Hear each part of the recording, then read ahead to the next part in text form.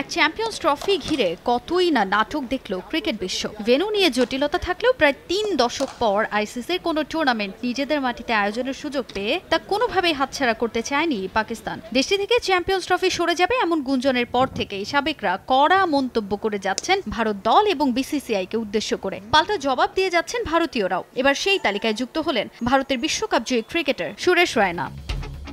ICC ইভেন্টে ভারত পাকিস্তানের দ্বৈরথে বরাবরই দাপট থাকে টিম ইন্ডিয়ার। ওয়ানডে বিশ্বকাপে মুখোমুখি ৮ ম্যাচের সবকটিতেই জয় পেয়েছে মেন ইন ব্লু। টি-20তেও ভারতেরই আধিপত্য, ৬ জয় আছে ভারতের আর একটি ম্যাচ জিতেছে মেন ইন গ্রিন। তবে চ্যাম্পিয়ন্স ট্রফিতে পাল্লাটা ভারী পাকিস্তানের দিকে। চ্যাম্পিয়ন্স ট্রফিতে পাকিস্তানের আছে ৩ জয়, বিপরীতে ২ ম্যাচ জয় পেয়েছে মেন ইন ব্লু। ২০১৭তে এক পেশে ফাইনালে ভারতকে হারিয়ে আইসিসি ইভেন্ট জয়ের বৃত্ত পূরণ করে পাকিস্তান।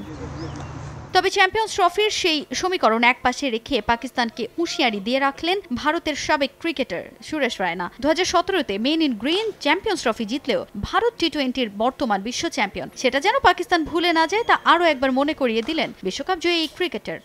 পাকিস্তান হয়তো ২০১৭তে চ্যাম্পিয়ন্স ট্রফি জিতেছে, কিন্তু তাদের মনে রাখা উচিত যে ভারত বিশ্বকাপ জয়ী দল। আইসিসির টুর্নামেন্টগুলোতে জয়ের পাল্লা ভারতেরই ভারী।